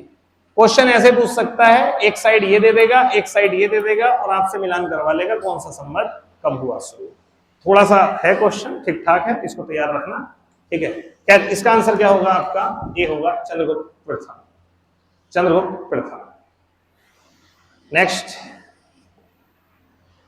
अगले कुछ पॉलिटी के क्वेश्चन है, ठीक है, तो ध्यान रखिएगा। मंत्रिपरिषद के विरुद्ध अविश्वास प्रस्ताव लाने के लिए लोकसभा के सदस्यों की संख्या होनी चाहिए। देखो, अविश्वास प्रस्ताव से कितने क्वेश्चन पूछ सकता है? मुश्किल से 3 से 4 क्वेश्चन। पहला, अविश्वास प्रस्ताव कहां लाया जाता है? अविश्वास प्रस्ताव दोनों सदनों में नहीं लाया जाता, केवल एक ही सदन में लाया जाता है। किसमें लाया जाएगा? लोकसभा में। इसका तात्पर्य यह होता है कि लोकसभा को लगता है कि अब जो सरकार है वो उनके हिसाब से काम नहीं कर रही है और हम नहीं चाहते कि ये लोग जो है वो सत्ता में रहें। तो खास तौर पे अगर आधे से ज्यादा मेंबर ये मान लें कि भाई हम इस सरकार को बहुमत नहीं दे रहे हैं, तो ऐसे में सरकार गिर जाएगी। तो इसके लिए लाया जाता है अविश्वास प्रस्ताव। लेकिन अविश्वास प्रस्ताव ऐसे नहीं है कि किसी भी सांसद ने बोल दिया हाँ मैं अविश्वास प्रस्ताव लेके आ रहा हूं और वो लेके आ जाएगा। नहीं, एटलीस्ट अविश्वास प्रस्ताव को लाने के लिए भी एटलीस्ट कम से कम 50 सदस्यों के अनुमोदन की आवश्यकता होती है। अब ये नहीं है 50 आ गए तो सरकार गिर जाएगी, नहीं, पास तो वो बहुमत से ही होगा मामला। जब तक आधे से ज्यादा लोग उस प्रस्ताव को वोट नहीं कर देंगे तब तक वो पास नहीं माना जाएगा, और अगर पास हो गया तो सरकार गिर जाएगी। लेकिन ऐसे प्रस्ताव को लोकसभा अध्यक्ष स्वीकार भी तब करेंगे जब कम से कम 50 सदस्य इस बात का समर्थन कर दें कि हम चाहते हैं कि सदन में कोई ऐसा प्रस्ताव लाया जाए। एक तो ये क्वेश्चन पूछेगा। दूसरा क्वेश्चन कि मंत्रिपरिषद सामूहिक रूप से किसके प्रति उत्तरदायी होती है? लोकसभा के। और यही कारण है कि लोकसभा को क्या है? अविश्वास प्रस्ताव लाने का अधिकार है। क्या आज तक किसी सरकार के खिलाफ अविश्वास प्रस्ताव पारित हुआ है? किसी की सरकार गिरी हो अविश्वास प्रस्ताव से? नहीं गिरी। आज तक लाया बहुत बार गया है, लेकिन किसी की सरकार भी आज तक अविश्वास प्रस्ताव से नहीं गिरी। क्यों? ये एक तकड़ी बेइज्जती। तो जब लगना होता है सरकार को कि गिरने वाली है, उससे पहले ही सरकार क्या कर देती है? अपना इस्तीफा दे देती है, त्याग पत्र दे देती है। यार इसका आंसर क्या होगा आपका? 50। भारत के महान्यायवादी को कैसे नियुक्त किया जाता है? महान्यायवादी के बारे में 3-4 बात आप समझ लीजिए बहुत अच्छे से। पहला, महान्यायवादी का पद जो है वो एक संवैधानिक पद है, जिसकी चर्चा आपके आर्टिकल 76 में है, 76 में है। महान्यायवादी, जिसे अटॉर्नी जनरल ऑफ इंडिया कहा जाता है, ये सरकार का एक, ऐसे मान लीजिए कि पूर्णतः मैं पूर्णकालिक वकील नहीं कहूंगा, लेकिन ऐसे मानिए कि ये सरकार का वकील है। अब जैसे आप ये सोचिए कि सरकार के खिलाफ भी बहुत केस होते होंगे। अभी कोई हाईवे बन रहा है, सरकार ने गलत तरीके से जबरन किसी की जमीन हड़प ली, कुछ कर दिया, तो केंद्र के उस मंत्रालय के खिलाफ केस डल जाएगा। तो ये केस किस नाम से बनेगा? वह व्यक्ति बनाम भारत संघ मामला, यानी भारत सरकार इसमें एक साइड है। अब केंद्र सरकार के खिलाफ कितने केस कितने कोर्टों में चलेंगे? तो भैया उसके देख रेख के लिए एक जिम्मेदार पद होना चाहिए। तो उसके लिए यह कॉन्सेप्ट लाया गया कि एक महान्यायवादी का पद होना चाहिए। नाम महान्यायवादी है, इससे यह मत समझना कि ये कोई जज है, ये जज नहीं है। ये एज ए काम इसका जो है वो एक विधिवेत्ता का है, काम एक वकील का है। अब ऐसा भी नहीं है महान्यायवादी जाकर के हर केस लड़ेगा, नहीं भाई। महान्यायवादी के सहायता के लिए सॉलिसिटर जनरल होते हैं, कुछ महाधिवक्ता होते हैं, और उसके साथ साथ इनके अंडर में कई सारे वकील होते हैं। वकील का पूरा एक जगीरा होता है। कोई भी केस जो भारत सरकार के खिलाफ आता है, उसको कोर्ट में उसका पक्ष रखने की जिम्मेदारी सरकार की तरफ से किसकी होती है? महान्यायवादी की होती है। महान्यायवादी विधि का जानकार है, इसे भारत का पहला विधि अधिकारी भी मान लेते हैं। सर्वोच्च विधि अधिकारी कहना ज्यादा सही होगा कि भारत सरकार का सर्वोच्च विधि अधिकारी होता है, ठीक है। कभी भी सरकार को राय चाहिए होती है किसी भी लॉ के मामले में, विधि के मामले में, वो किससे लेते हैं? महान्यायवादी से लेते हैं। महान्यायवादी का दर्जा बिल्कुल ऐसे होता है जैसे कि एक मंत्री का हो। आर्टिकल 88 बहुत इंपॉर्टेंट है, ध्यान रखना। आर्टिकल 88 ये कहता है कि महान्यायवादी को यह अधिकार होगा कि वो लोकसभा व राज्यसभा में जा सकता है। खास करके जाता था जब उसे बुलाया जाता है, लेकिन जा सकता है। जाने के बाद वहां पे डिबेट में पार्टिसिपेट कर सकता है, बोल सकता है, सब कुछ कर सकता है, सिवाय मत डालने को छोड़कर। मत नहीं डाल सकता, क्योंकि मत डालने का अधिकार केवल उसको होता है जो कि सदन का सदस्य होता है। महान्यायवादी पर कुछ रिस्ट्रिक्शन भी लगाई गई है। वो क्या? वो ये है कि महान्यायवादी किसी भी कोर्ट में सुनवाई कर सकता है, निजी प्रैक्टिस कर सकता है, जो करना है कर भाई। क्योंकि महान्यायवादी पूरी तरीके से सरकार का खरीदा हुआ वकील नहीं है, उसे हायर कर रखा है सरकार ने। इसलिए महान्यायवादी के संदर्भ में हम वेतन की बात कभी नहीं करते। हम बात करते हैं कि उसको क्या मिलता है, पारिश्रमिक मिलता है, जितना काम करेगा उतना मिलेगा। वो अलग बात है कि उसको सुप्रीम कोर्ट के जज के बराबर वेतन मिलता है, लेकिन महान्यायवादी को वेतन नहीं, पारिश्रमिक दिया जाता है। तो महान्यायवादी को छूट है किसी भी न्यायालय में सुनवाई करे, किसी भी न्यायालय में कुछ करे, लेकिन कभी भी सरकार के खिलाफ कोई केस नहीं लेगा, ना ही किसी न्यायालय में सरकार के खिलाफ बोलेगा, कुछ करेगा। इसलिए महान्यायवादी कभी सरकार के विरुद्ध केस नहीं लड़ सकता, चाहे कितने इथिकल मामला हो, कितना ही नैतिक मामला हो। वो अलग बात है कि व्यक्तिगत रूप से वो सरकार को सलाह दे दे, भैया ये सही नहीं है, ये गलत है, लेकिन कोर्ट में वो खिलाफ नहीं जाएगा। अब आते हैं महान्यायवादी की नियुक्ति कौन करता है, कैसे होती है, क्या होता है। सीधी सी बात है, महान्यायवादी के ऊपर दायित्व है न्यायालय में सरकार का जो एक मिनट दिया है, कौन सा है, ये वाला है।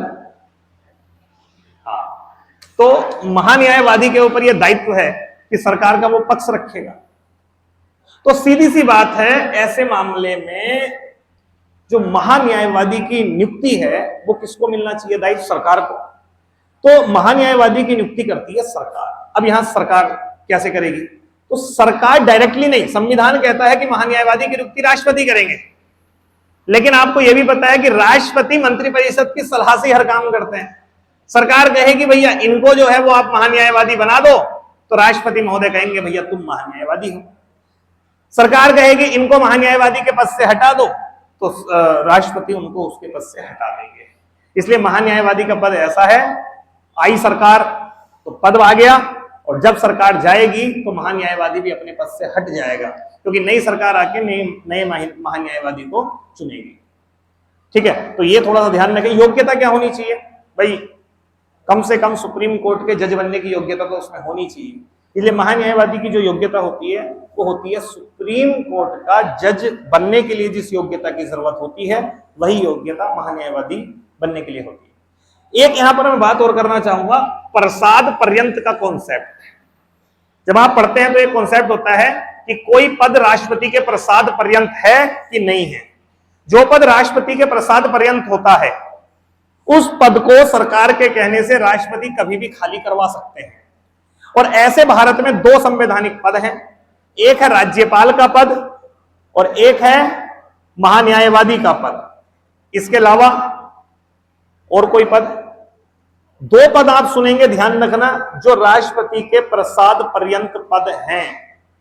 इसके अलावा कुछ हद तक हम केंद्रीय मंत्रियों की भी बात कर सकते हैं। जो मंत्री होती है सरकार, अगर प्रधानमंत्री कह दे भैया इस मंत्री से ले लो त्यागपत्र, राष्ट्रपति त्यागपत्र ले लेंगे। लेकिन मेन राज्यपाल और महान्यायवादी, जब सरकार कह देगी राज्यपाल से त्यागपत्र ले लो, राष्ट्रपति ले लेंगे। जब सरकार कह देगी महान्यायवादी से त्यागपत्र ले लो, राष्ट्रपति ले लेंगे। ठीक है, चलिए कुछ क्वेश्चन देखते हैं। भारत के महान्यायवादी को कैसे नियुक्त किया जाता है, यहां पर क्या आंसर होना चाहिए, सी क्या होगा, संसद की सिफारिश से होगा काम, क्या सरकार की सिफारिश से होगा, मंत्रिपरिषद की। तो इसलिए आंसर क्या होना चाहिए यहां पर, बी। हाँ, क्वेश्चन होता मंत्रिपरिषद की सलाह से राष्ट्रपति, तब हम उसे सही कर लेते। संसद का क्या रोल है, महान्यायवादी के लिए संसद का कोई रोल नहीं। ठीक है, तो आंसर होगा बी। मंत्रिपरिषद सामूहिक रूप से किसके प्रति उत्तरदायी होती है, किसके प्रति, लोकसभा। कोई बताएगा कौन सा आर्टिकल है ये जो कहता है, आर्टिकल कौन सा,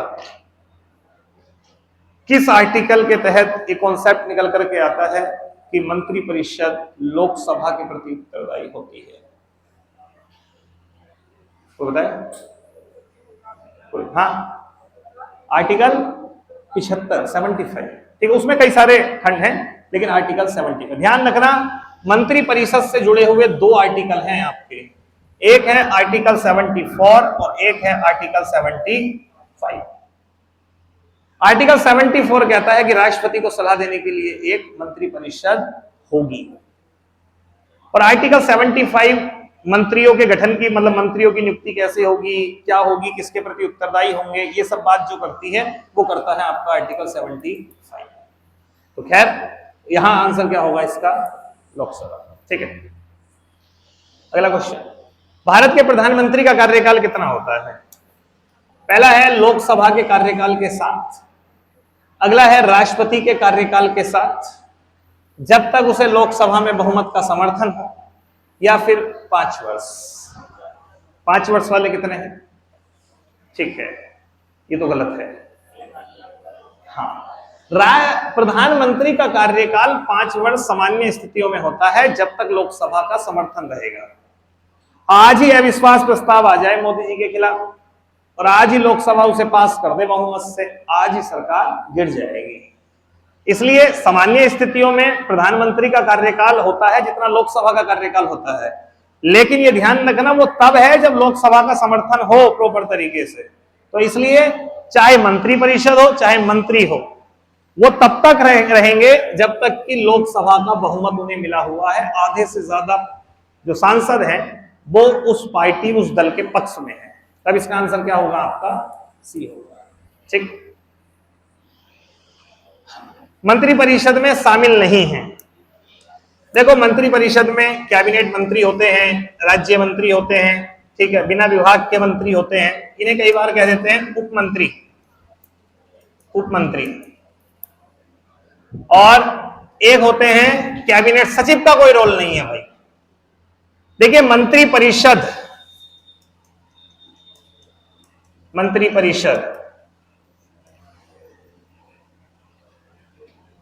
सामान्यतः होती है लोकसभा का कितने प्रतिशत? 15% होती है। जैसे लोकसभा के मेंबर अगर मान लीजिए अप्रोक्सीमेट 500 हैं, तो ऐसे में कितने मंत्री होंगे? 15 पंजे 75, यानी 75 मंत्री होंगे। और ये जो मंत्री परिषद होती है, इसका मेन हेड होता है आपका पीएम। पीएम के जो सबसे करीबी बड़े मंत्रालय के मंत्री होते हैं वो होते हैं कैबिनेट मंत्री। कैबिनेट, इन्हें मंत्री मंडल भी कहते हैं, कैबिनेट। इसके बाद दूसरे नंबर पर होते हैं राज्य मंत्री स्वतंत्र प्रभार, जिनके पास छोटे विभाग होते हैं। कुछ ऐसे होते हैं जिनके पास कोई विभाग तो नहीं होता है, लेकिन वो सपोर्ट का काम करते हैं कैबिनेट मंत्रियों का और राज्य मंत्रियों का। अब ये मत सोचना राज्य मंत्री राज्य में होंगे, नहीं भाई, सेंट्रल गवर्नमेंट में ही राज्य मंत्री का दर्जा होता है। आपने सुना भी होगा ये राज्य मंत्री हैं।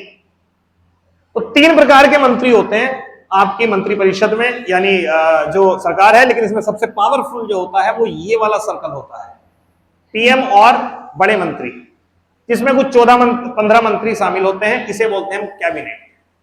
आप देखेंगे जितनी मीटिंग होती है वो सब कैबिनेट के नाम से आपके सामने आती है। कैबिनेट की मीटिंग हुई है, कैबिनेट की मीटिंग हुई है, क्योंकि इतने सारे मंत्रियों की बैठक एक साथ कराना बड़ा मुश्किल काम है।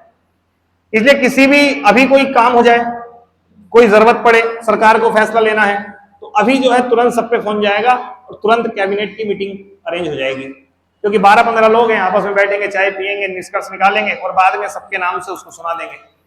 ये लोग तो हाँ हाँ करेंगे, हाँ ठीक है जी, क्योंकि बड़े मंत्री, ठीक है। ये शामिल नहीं होते हैं, ये ध्यान रखिएगा। तो आंसर होगा सी। भारत के संविधान का अनुच्छेद 76 किसके पद से संबंधित है?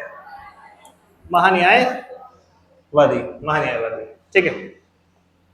संसद ने अपनी राय देने के लिए किस अधिकारी को आमंत्रित किया जा सकता है? महान्यायवादी को किया जा सकता है, आ जाएगा, डिबेट में भाग ले सकता है, बहस में भाग ले सकता है, क्या बोल सकता है? हाँ, लेकिन मतदान नहीं कर सकता है।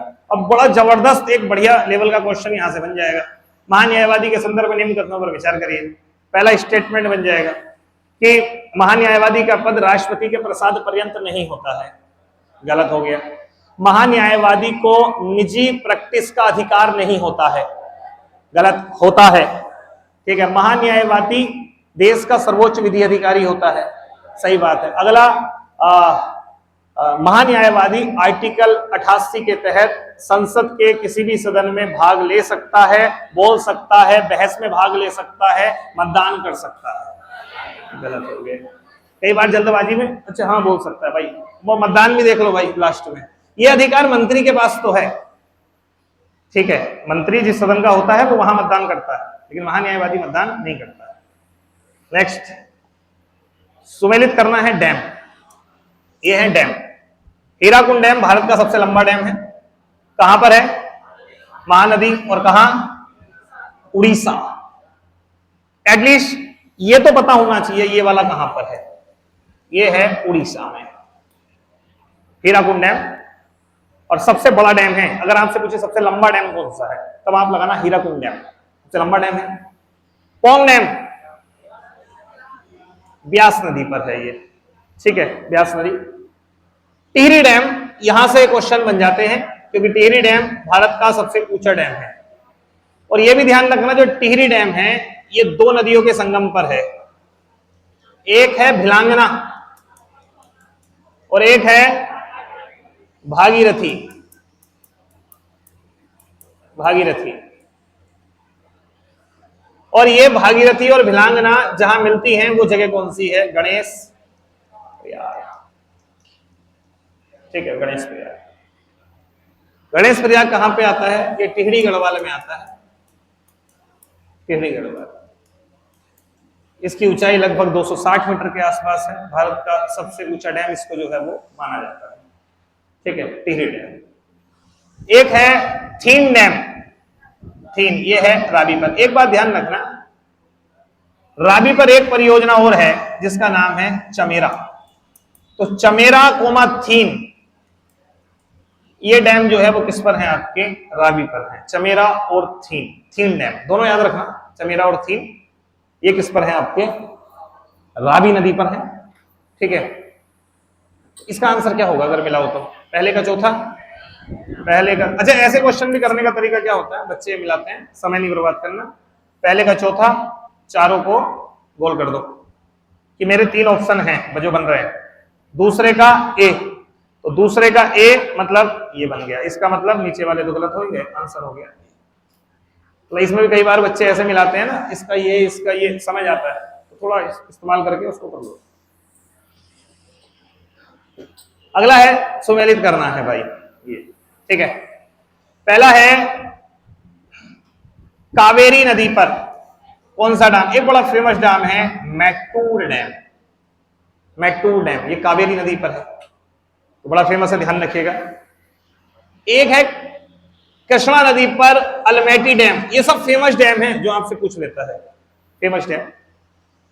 अब ये जो चंबल नदी है इसमें 3 डैम हैं, गांधी सागर, जवाहर सागर और राणा सागर, राणा सागर। गांधी जी के नाम पर गांधी सागर, जवाहर सागर जवाहरलाल नेहरू के नाम पर, और राणा सागर। गांधी सागर कहां पर है, बताया, एमपी में है, ये ध्यान रखना, ये एमपी में है। लेकिन जवाहर सागर और राणा सागर ये कहां पर है, ये राजस्थान में, क्योंकि चंबल नदी तो मध्य प्रदेश से निकल के राजस्थान से होकर बहती, ठीक है, फिर आगे किसमें मिल जाती है, यमुना में। तो ये तीनों डैम में ध्यान रखिएगा, ये तीनों डैम, ये गांधी सागर ये चंबल पर है, ये मध्य प्रदेश में है, जवाहर सागर और राणा सागर ये राजस्थान में है। नर्मदा नदी पर गुजरात में एक बड़ा फेमस डैम है जिसका नाम है सरदार सरोवर डैम, ठीक है, सरदार सरोवर। इसका आंसर क्या होगा, पहले का दूसरा, दूसरे का पहला, तीसरे का चौथा, आंसर होगा बी, आंसर बी होगा। नेक्स्ट, भारत का सबसे ऊंचा बांध किस नदी पर है, टिहरी बांध। भाखड़ा भी है लेकिन टिहरी जितना नहीं, ठीक है। चलिए ये पता तो है, भाखड़ा बांध कौन सी नदी पर है, सतलज पर है, ये सतलज पर है, सतलज। और हीराकुंड आपको पता ही है, महानदी। सरदार सरोवर डैम मैंने आपको बता दिया है, ये किस पर है, नर्मदा। और टिहरी बांध किस पर है, भागीरथी और भिलांगना के संगम पर है, ठीक है। नेक्स्ट, भारत का सबसे लंबा बांध कौन सा है, हीराकुंड डैम है। नागार्जुन जो नागार्जुन सागर बांध है बड़ा फेमस डैम है, और जहां जहां अर्जुन वहां वहां कृष्ण, यानी कृष्णा नदी पर है। कहां पर है, तेलंगाना। अभी तक आंध्र प्रदेश सही था, लेकिन अब क्या लगाओगे, तेलंगाना, ठीक है। अगर है ऑप्शन में तो सही है, नहीं है तो फिर बात अलग है, ठीक है। नेक्स्ट, टिहरी बांध इनमें से किन 2 नदियों के संगम पर स्थित है, सेम वही क्वेश्चन है, क्या आंसर होगा, भागीरथी और बिलांगना के संगम पर है। हीराकुंड वैल किस राज्य में है? ठीक है, उड़ीसा, ध्यान रखिएगा। निम्न बांधों को सुमेलित करना है। पहला है फरक्का। ये काम बोर्ड में मक्खी के हो रहे हैं सब। हाँ, फरक्का। एक्चुअली फरक्का डैम जो है वो गंगा पर है। ये कहां पर है? भारत और बांग्लादेश की सीमा पर। जो भारत और बांग्लादेश की सीमा है वहां पर है। और यहीं पर ध्यान रखना, यहीं से गंगा दो भागों में बढ़ जाती है। एक यहां से बढ़ जाती है गंगा हुगली, और एक बन जाती है पद्मा। ये चली जाती है बांग्लादेश में, और हुगली चली जाती है अपने भारत में, यानी पश्चिम बंगाल। और फिर इसी से आकर के एक नदी मिलती है जिसका नाम है दामोदर। तो दामोदर नदी हुगली की सहायक है। तो खैर, गंगा जो है, जो गंगा आई है निकल के उत्तराखंड से, ये फरक्का डैम से दो भागों में बढ़ जाती है, एक हुगली और एक पद्मा। और फिर इसी पद्मा में आके मिलती है ब्रह्मपुत्र की एक ब्रह्मपुत्र नदी, जिस जमुना के नाम से, और फिर ये आगे गिर जाती है। तो गंगा और ब्रह्मपुत्र का डेल्टा बनता है बांग्लादेश में, और इन दोनों के डेल्टा को जो कहा जाता है वो कहा जाता है गंगा ब्रह्मपुत्र का सुंदरवन डेल्टा। खैर, तो ये हो गया।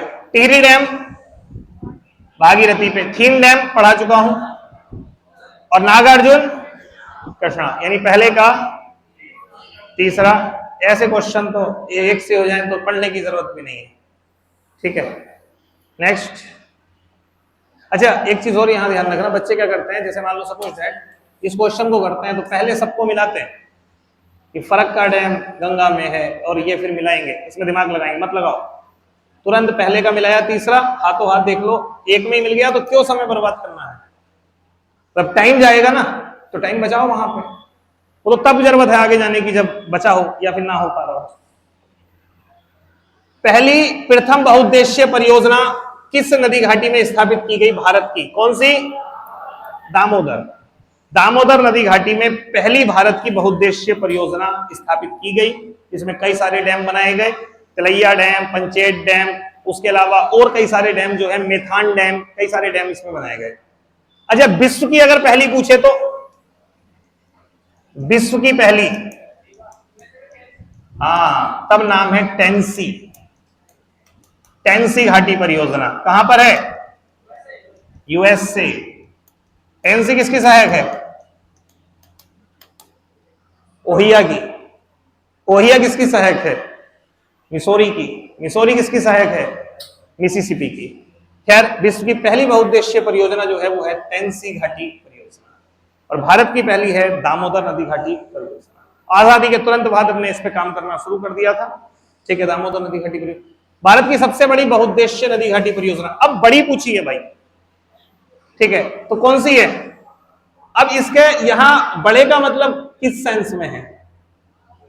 ठीक है, देखो, अगर ये पूछे भारत की सबसे बड़ी बहुउद्देशीय नदी घाटी परियोजना, तो यहां ये नहीं पूछ रहा है सबसे लंबा डैम कौन सा है, ये कौन सा है, उसमें वो पूछ रहा है कि जो व्यापकता में बड़ी है। तो इसमें फिर क्या नाम लगाएंगे पता है?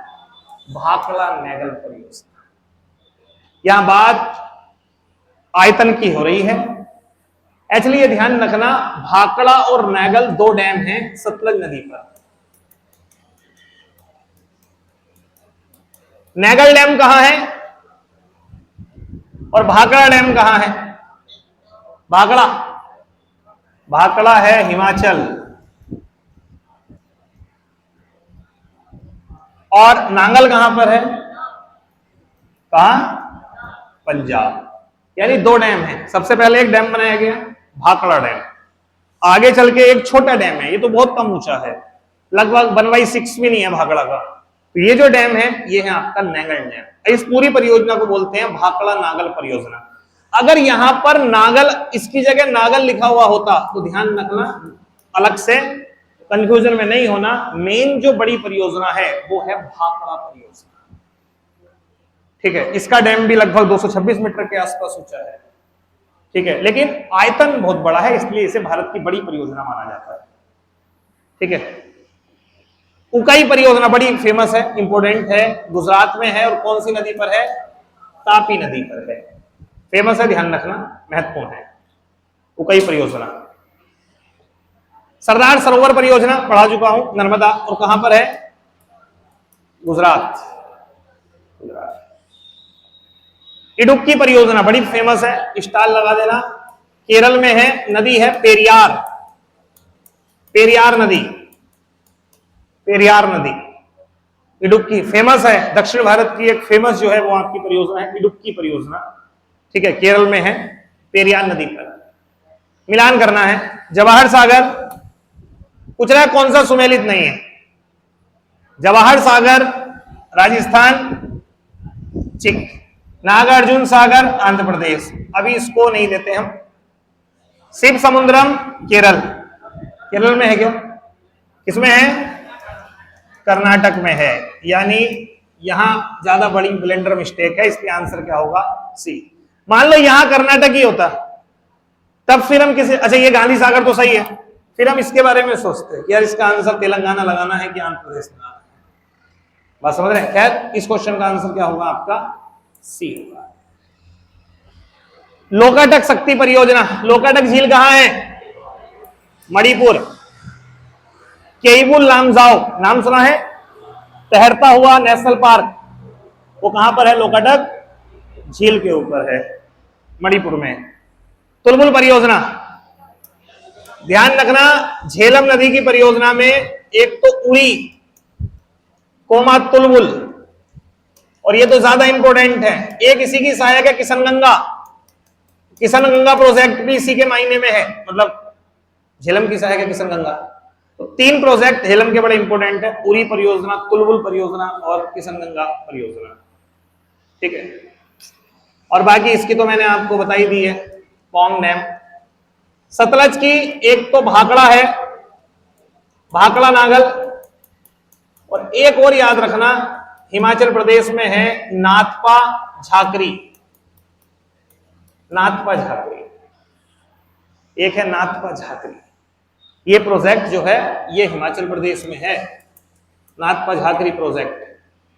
और भाखड़ा नागल हिमाचल प्रदेश और पंजाब बॉर्डर पर है, भाखड़ा हिमाचल में और नागल पंजाब में।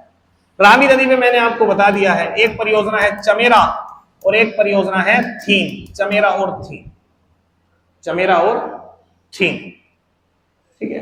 तो ये ध्यान रखना। खैर इसका आंसर क्या होगा? इसका आंसर होगा झेलम। भाखड़ा नागल परियोजना किस नदी पर निर्मित है? सतलज पर है। बगलिहार परियोजना कौन सी नदी पर है? ध्यान रखना, चिनाब पर 3 परियोजना याद रखिएगा, एक सलार, दुलस्ती और बगलिहार, ये 3 परियोजना बड़ी महत्वपूर्ण है। सलार परियोजना, दुलस्ती परियोजना और बगलिहार परियोजना। झेलम पे उरी परियोजना, तुलबुल परियोजना, किशनगंगा परियोजना। सतलज पे भाखड़ा नागल परियोजना, नाथपा झाकरी परियोजना, ठीक है। तो ये परियोजनाएं ध्यान रखिएगा। खैर ये इंपॉर्टेंट है, तीनों परियोजना, सलार, दुलस्ती और बगलिहार, तीनों परियोजना जम्मू कश्मीर में चिनाब पर। नाथपा झाकरी प्रोजेक्ट कौन सी नदी पर है? सतलज पर है, और कहां पर है? हिमाचल प्रदेश में है, ठीक। क्वाड, अब ये विविध वाले क्वेश्चन कुछ स्टार्ट हो गए हैं। क्वाड क्या है? तो क्वाड का मतलब क्या होता है भाई? ये इसका मतलब 4 देश होंगे। तो क्वाड में कौन कौन है? यूएसए है, हाँ इसमें यूएसए है, और जापान है, इंडिया है और ऑस्ट्रेलिया। तो इन्होंने 2007 में जापान के सहयोग से बना है ये क्वाड। अच्छा, क्वाड इनके बनाने के पीछे का जो रीजन है ना मेन, वो है चीन को रोकना, ठीक है। क्योंकि पता है भारत को अकेले हम रोक नहीं सकते, जापान को भी पता है। तो चाइना को रोकने के लिए, क्योंकि चाइना क्या करता है, अपनी सॉफ्ट डिप्लोमेसी से या कहीं कहीं जरूरत पड़ी तो हार्ड डिप्लोमेसी से आक्रामक होकर के आगे बढ़ता है और क्षेत्रों पर अधिकार करने की कोशिश करता है। जैसे आपने नाम सुना होगा पर्ल ऑफ स्प्रिंग, मोतियों की माला। भारत को चारों ओर से चीन ने घेर लिया है, ठीक है। तो उसमें अगर हम बात करें तो जैसे श्रीलंका का हम्बन टोटा हो गया, ऐसे ही आपका कोको द्वीप हो गया, ऐसे ही ग्वादर हो गया, ग्वादर बंदरगाह पाकिस्तान। तो ऐसे करके यहां पर इसने अपने नौसैनिक बेस तैयार करके भारत को घेर लिया है। और ये चीज वो और जगह भी करता है, ये वो दक्षिणी चीन सागर में भी करता है। तो ऐसे में इन देशों ने मिलकर एक प्लान बनाया कि हम क्या करते हैं, कहीं ना कहीं जहां पर चाइना थोड़ा सा आगे बढ़ के आ रहा है तो वहां पर अगर क्वाड देशों की उपस्थिति होगी तो शायद हो सकता है कि दूसरा देश वो निर्णय ना ले पाए। तो इसलिए जो है ये क्वाड बनाया गया, 4 देश है इसमें, ध्यान रखिएगा। तो क्वेश्चन क्या है, क्वाड का हालिया 2024 में कहां हुआ, ये बताओ कहां हुआ है? नहीं, भारत में नहीं भाई, भारत में 25वां है ये। हाँ, ये 2025 में होना है। ये है अमेरिका। अमेरिका में जगह है डेलावेयर, ये भी नाम याद रखिएगा, डेलावेयर, ठीक है। 2024 में शिखर सम्मेलन अमेरिका डेलावेयर। अगला क्वेश्चन है डेलावेयर। क्वाड के 4 सदस्य कौन कौन से हैं? भारत, जापान, ऑस्ट्रेलिया, अमेरिका, ठीक है। नेक्स्ट, G20 शिखर सम्मेलन की 2024 में मेजबानी किस देश ने करी? इंपोर्टेंट क्वेश्चन है, पूछा जा रहा है, आगे पूछा किसने करी? ब्राजील। ब्राजील में कहां हुआ? रियो डी जनेरियो, ध्यान रखना, पहली राजधानी थी ब्राजील की।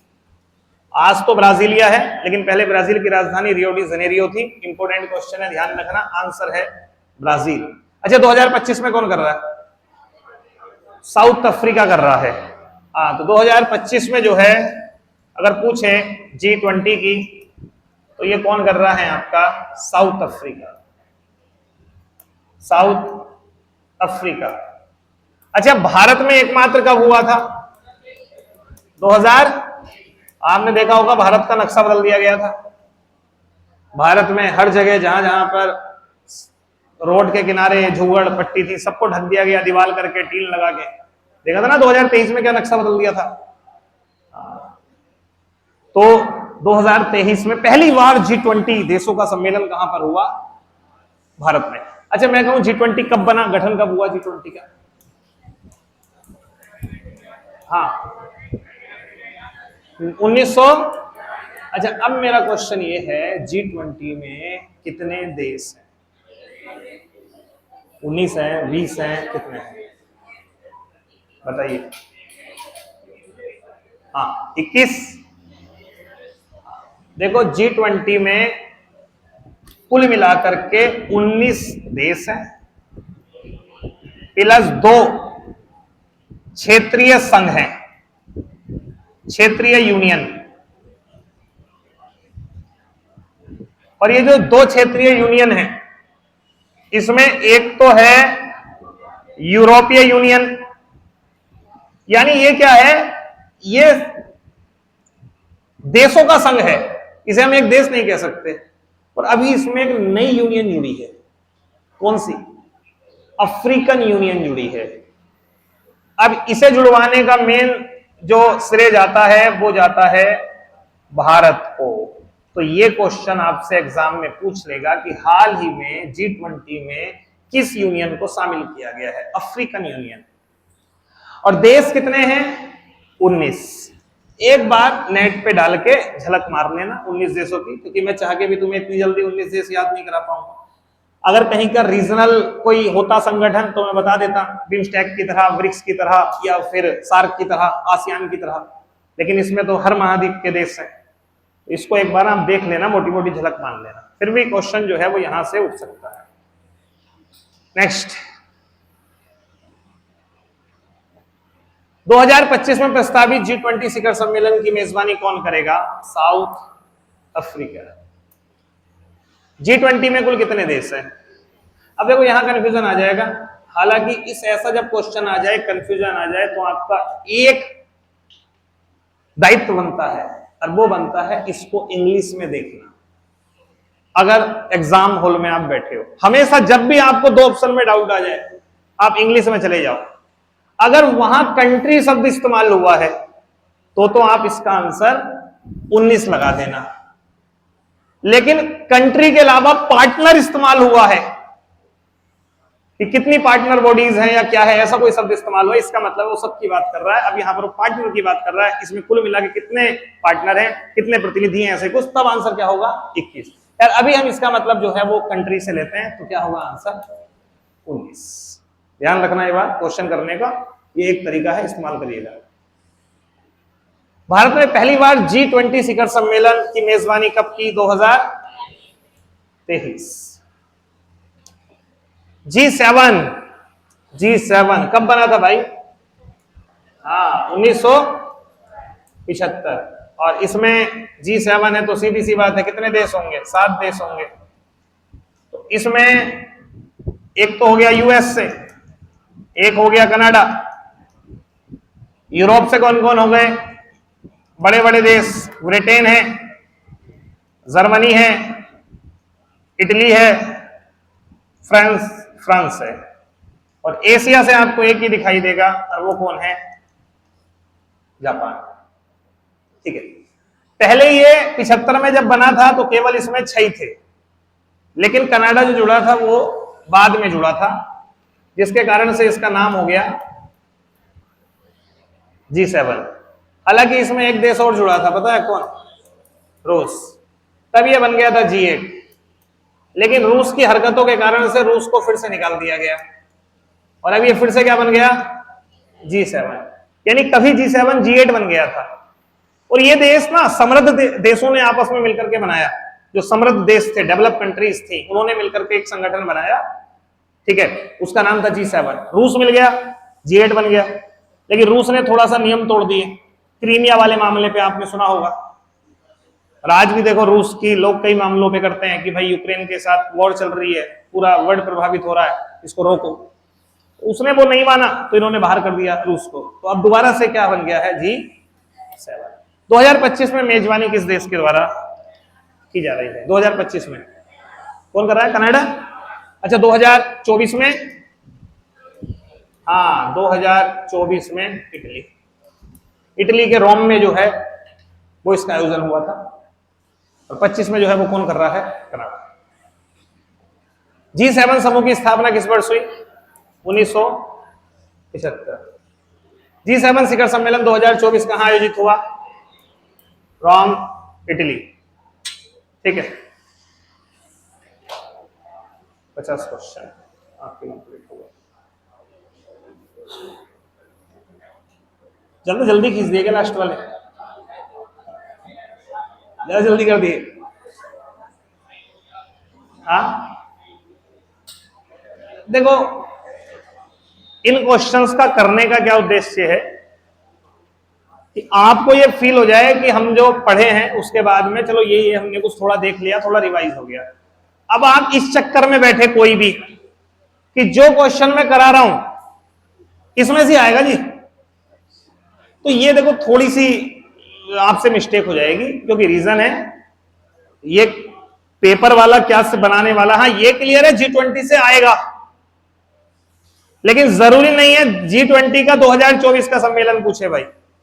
वो ये भी पूछ सकता है गठन कब हुआ, वो ये भी पूछ सकता है G20 में कौन नहीं है शामिल। तो हमारा थोड़ा सा काम ये भी बन जाता है कि जो टॉपिक मैं दे रहा हूं उसे आप अपने एंगल से बढ़िया तरीके से तैयार कर लो। हाँ इतना जरूर है, जब हम सब टॉपिक पढ़ ही लेंगे तो फिर क्या बाहर जाएगा। ठीक है, तो कल के टॉपिक हैं, पता है तुम्हें क्या क्या है? देख लो एक बार और झलक मार लो। ये है भाई कल दिल्ली सल्तनत, ठीक है, कैग, निर्वाचन आयोग, दर्रे, SCO और पेरिस ओलंपिक। कल को पढ़ के आना। इसकी मैं सीट, ये सेट 6 जो है ये मैं आपको कल कराऊंगा, ये हम कल डिस्कस करेंगे। ठीक है, ओके बाय बाय, इतना ही रखते हैं। ठीक है।